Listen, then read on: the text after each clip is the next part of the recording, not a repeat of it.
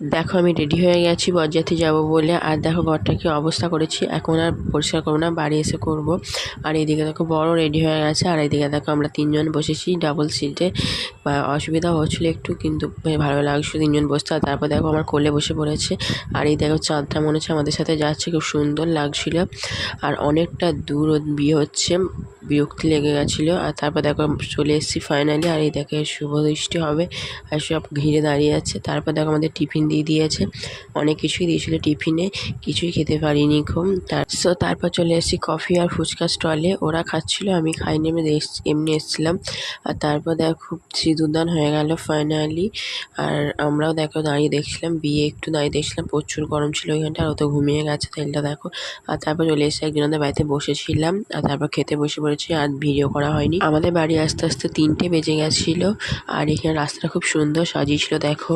Tata.